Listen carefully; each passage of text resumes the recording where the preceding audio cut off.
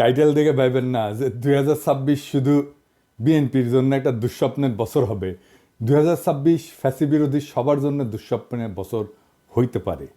আর এই দুঃস্বপ্নে পতিত করার দায় আমাদের সবার কম বেশি থাকলেও মাস্টার অব দ্য সেরিমনি হবে বিএনপি, আমাদের প্রিয় বিএনপি।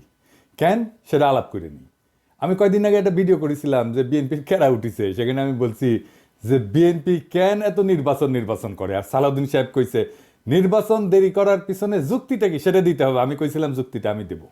তো ক্যারা উঠলে বুঝলেন তো কোন ক্যারা, ওইটাই। ওই ক্যারাতে মানুষ যেমন উত্তেজিত হইয়া যায়, তেমন বিএনপি 2025 সালে খুব উত্তেজিত হয়ে উঠছে। এই উত্তেজনার স্বপ্ন দোষ হবে 2026 সালে। আমি বানাইয়া কিছু বলতেছি না। বিএনপি মানে জিয়াউর রহমানের আদর্শের বিএনপি আমার খুব পছন্দের দল।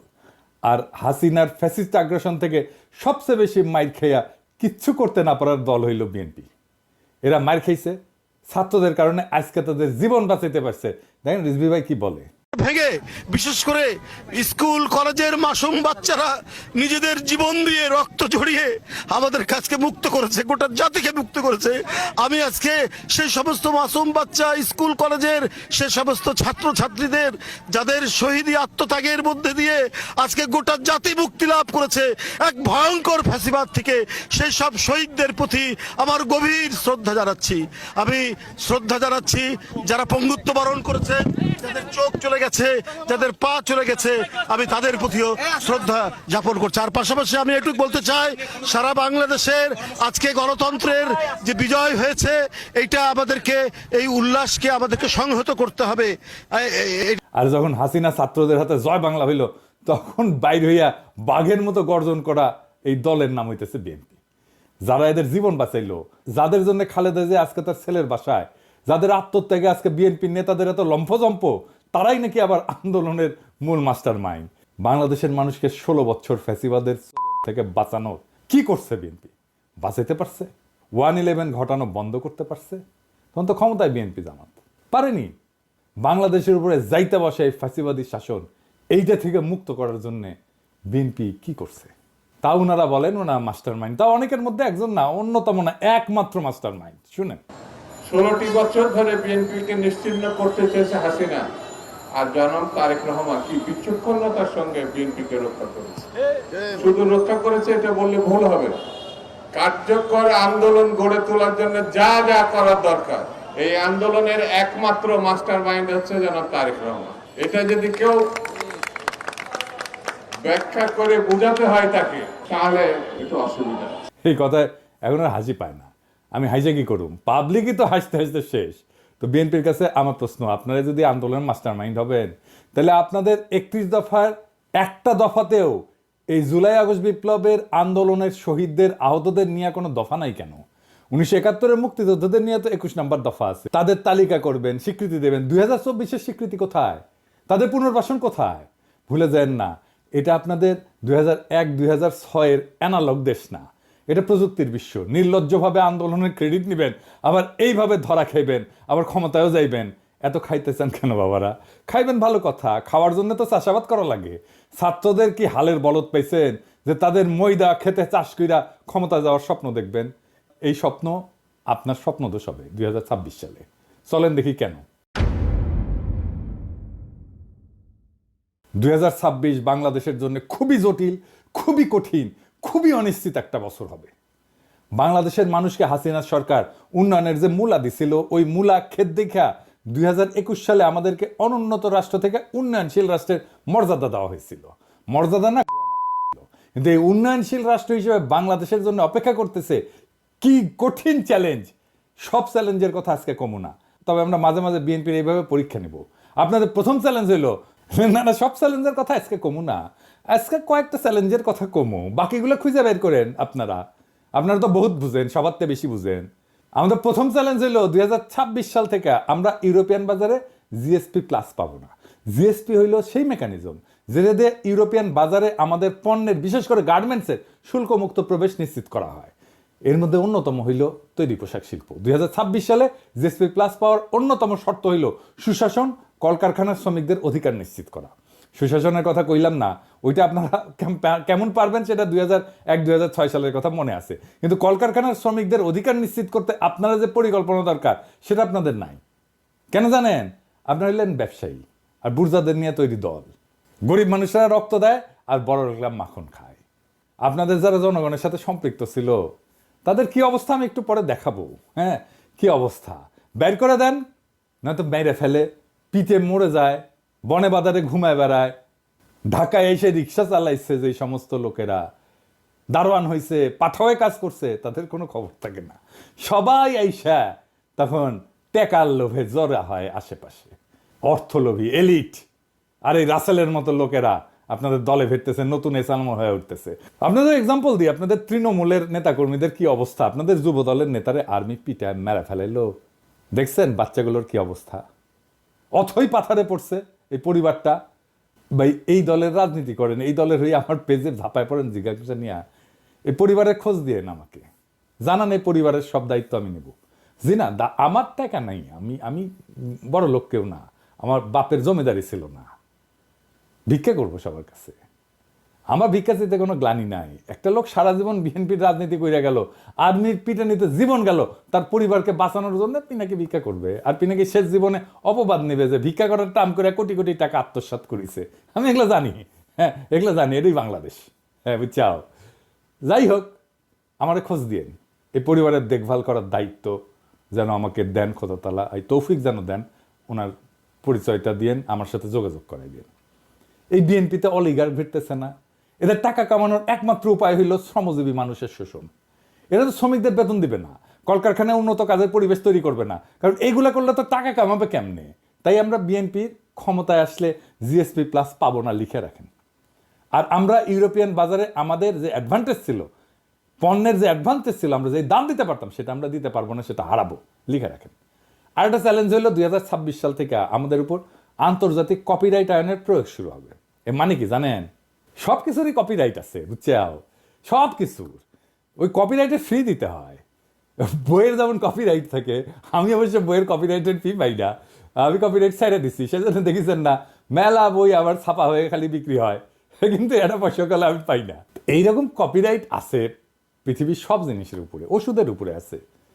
এই কপিরাইটের যখন প্রয়োগ শুরু হবে তখন ওষুধের কপিরাইটের ফি আমরা এখন দেই না, সেজন্য আমাদের দেশে ওষুধের দাম কম।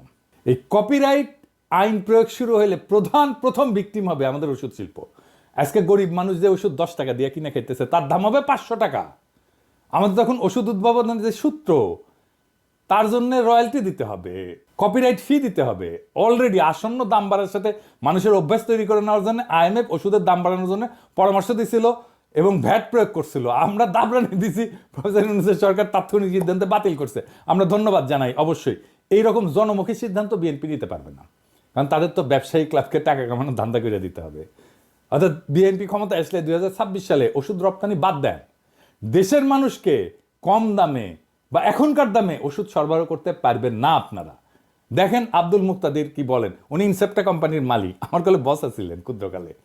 26-এর পরে আমাদের দেশে আর প্যাটেন্টেড ওষুধ তৈরি করতে পারবো না। সেগুলির জন্য আমাদেরকে রয়্যালটি দিতে হবে এবং অনেক ওষুধের দামই এমন হতে পারে, যেমন একটা এক্সাম্পল দেই আপনাদেরকে। আপনারা যদি হেপাটাইটিস সি এর আমরা যে ওষুধটা বাংলাদেশে তৈরি করি সেটার দাম হলো মাত্র $6, আর সেটা বাইরে বিক্রি হয় $1000 একটি ট্যাবলেট। তাহলে আমরা যেটা $6 বাংলাদেশে দিচ্ছি ওটা $1000 তো মানুষ খেতে পারবে না, এবং একটা ট্রিটমেন্ট হলো 87টা ট্যাবলেট খেতে হয় একবারে। তো বাংলাদেশের কোন লোক হেপাটাইটিস সি হলে পারে $87,000 দিয়ে এটা খেতে পারবে? দেখেছেন কি ধাইয়া আসতেছে। এরপরের চ্যালেঞ্জ হইল বিদেশিরা আমাদের যে সহজ শর্তে ঋণ দেয় সেটা বন্ধ হয়ে যাবে। আমাদের তখন উন্নয়ন বাজেটের ঘাটতি মোকাবেলা করতে বাণিজ্যিক হারে বৈদেশিক ঋণ নিতে হবে। তাইলে বুঝতে পারতেছেন সুদ দিয়া ঋণ নিতে হবে। ওই টাকাটা আমরা কেমনে পাবো? ওই টাকাটা উপার্জন করবো কত? উপার্জন করে তো সুদ শোধ দিতে হবে। আভ্যন্তরীণ অর্থনৈতিক সক্ষমতা তৈরি করে তারপরে ওই সুদটা শোধ দিতে হবে। এটা কেমনে করবেন আপনারা জানেন? আপনাদের কাউকে তো কোনোদিন এইসব নিয়ে কথা কইতে দেখি না। এইসব ফাও মজা করার দিন শেষ। বিএনপির যারা ভাবতেছেন যে ক্ষমতা এসে 16 বছরে ক্ষুধা মিটাবেন, তাদের জন্য এক বালতি সমবেদনা রইল। এইরকম প্রস্তুতি নিয়ে ক্ষমতা আসলে পাবলিক টাইনে নামায় দিবে যদি দায়িত্ব নিতে না জানেন। 4 নম্বর হইতেছে আমেরিকান সাহায্য বন্ধ হয়ে গেছে। সারা দুনিয়ায় আমাদের তৃতীয় সাহায্যদাতা দেশ ছিল আমেরিকা এই ট্রাম্প আসার পরে। 1 আর 2 নম্বর হইতেছে জাপান আর ইংল্যান্ড। 2022 সালে কত টাকা দিছিল আমেরিকা তারা জানেন? আমেরিকা, শুধু আমেরিকা $32 বিলিয়ন। এই টাকাটা হাওয়া হয়ে যাবে, কই পাবেন সেটা? $32 বিলিয়ন তো লাগবে, তাহলে কেমনে সামাল দেবেন, কোত্থেকে পাবেন? আমাদের পাশা ঢাকতে সামনে উদাম হয়, আর সামনে ঢাকতে পাশা উদাম হয়। পারবেন এই টাকার বিকল্প যোগান দিতে? পারবেন না ভাই। দেখেছেন তো IMF এই $4-5 বিলিয়ন দিতে কিরকম প্যারাপ্যারি করে। $32 বিলিয়ন কোটি থেকে পাবেন। তবে এইসব চ্যালেঞ্জের সমাধান আমাদের জানা আছে, কারণ আমরা গত 10 বছর যখন হাসিনারে খেদানোর আন্দোলন করেছি, তখন আমরা এটা নিয়ে কাজ করে রাখছি, ঠিক করে রাখছি। হাসিনা জয় বাংলা হইলে আমাদের কি কি করা লাগবে, এই সংকট মোকাবেলা করার জন্য কি কি করা লাগবে, সেটা আমাদের প্ল্যান করা আছে। তার প্রথম পদক্ষেপই ছিল প্রফেসর ইউনূসের মতো বিশ্ববরণ্য ব্যক্তিকে প্রধান উপদেষ্টা পদে বসানো। আলহামদুলিল্লাহ আমরা এটা পারছি, উনি রাজি হয়েছেন। তিনি এমন একজন মানুষ যার আন্তর্জাতিক খ্যাতির কথা বিবেচনা করে বিশ্ব নেতারা আমাদের অভূতপূর্ব সুযোগ দেবেন এবং দিতেছেন। ট্রাম্প সব সাহায্য বন্ধ করে দিলেও রোহিঙ্গা ক্যাম্পে সাহায্য বন্ধ করে নাই। কাদের কারণে? আমাদের সরকারের কারণে, প্রফেসর ইউনূসের কারণে।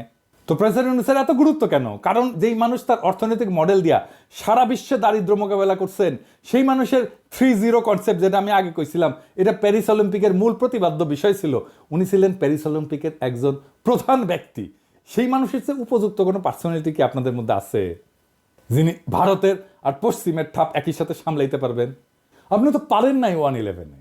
ক্ষমতায় আপনার লোকই আজউদ্দিন, আর্মি চিফ আপনাদের বানানো, তারাই আপনারা উস্তে দিল, সাথে জামাতও ছিল। পারেন নাই 1-11টাকে। এখন আপনারা কেমনে পারবেন? যাই হোক, আমাদের পরিকল্পনার একটা ডেমো দিলাম। পুরো পরিকল্পনা আমাদের সাজানো আছে। 2026 সালের চ্যালেঞ্জ আমরা কিভাবে মোকাবেলা করব। আমি যে ফাঁকা আওয়াজ দিই না তা নিশ্চয়ই বুঝতে পারছেন। অনেক পরিকল্পনার মধ্যে দিছি, আরও দিব। এমন না যে পরিকল্পনা পরে বাস্তবায়ন করা হবে। পরিকল্পনা কিভাবে করতে হয় সেটা দেখাইছি। সমস্যার 100টা সমাধান আছে। কি ভাবছিলেন যে আপনাদের জন্য আর বলে দিব বাকিগুলা আপনাদের পরীক্ষায় নকল করার মতো সরকার নকল করে চালাবেন? আমাদের সাথে অ্যালাই করেন। আমরা যেভাবে দেখতে চাই আপনাদেরকে সেইভাবে থাকেন, সেই রাস্তায় থাকেন, আমাদের সাহায্য পাবেন, আমাদেরকে পাশে পাবেন। আমাদেরকে তো শত্রু মনে করতেছেন এখন। হ্যাঁ, আমাদের কাছে সব বিষয়ের ওষুধ আছে। আপনারা এই লোকগুলোকে চান কিনা পাশে, সেটা আপনাদের সিদ্ধান্ত। এবার আসেন দেখি বিএনপি কেন নির্বাচন চায়। কারণ বিএনপির কাছে নির্বাচন হইতেছে হরলিক্স। হ্যাঁ, এমনি এমনি খায়। হ্যাঁ, ওই যে দেখেন, আমার ভাই টাকায় 16 আনাই উসুল। আমি তো এমনি এমনি খাই। হরলিক্স। বিএনপির নির্বাচন এমনি এমনি চায়, মানে বুঝে না কেন চায়। আসল কথা হইলো বিএনপিকে নির্বাচনের জন্য চিল্লাইতে বুদ্ধি দিচ্ছে তাদের নয়া বন্ধু ভারত। ভারত এখন বিএনপিকে দিয়ে আওয়ামী লীগের পুনর্বাসন করবে আর বাংলাদেশকে তার দাসত্বের অধীনে রাখবে। বিশ্বাস হয় না? দেখেন, মির্জা ফখরুল যখন নির্বাচনের ডাক দেয়, তখন ছাত্রলীগ তাদের বিদেশে পলাতক নেতাদের দিয়ে আন্দোলনের রূপরেখা প্রকাশ করে। ছাত্রলীগের এই সাহস কোথা থেকে আসে আমি জানি না। মায়ের মনে কম খাইছিল। আমি কইছিলাম যে এদের জন্য মায়ের চেয়ে উপকারী আর কোনো ভাইটামিন নাই। এখন বুঝছেন যে ভারত এই পুরা গেমের মাস্টার মাইন্ড। তারা বিএনপির কামলাদের দিয়ে নির্বাচন বইলা কান্নাকাটি করাবে, সামে আওয়ামী লীগ রাজনীতির মাঠে উকি ঝুঁকি দিবে। আওয়ামী লীগ ঘোষিত কর্মসূচিগুলো পালন করতে গেলে আমার ক্ষুদ্র ভাতা ভগিনীরাই যথেষ্ট। যেই মায়ের 5ই আগস্টের পরে ইউনূস স্যারের দিকে তাকায় দিতে পারি নাই, সে পাওনা শোধ করিয়া দিতে হবে।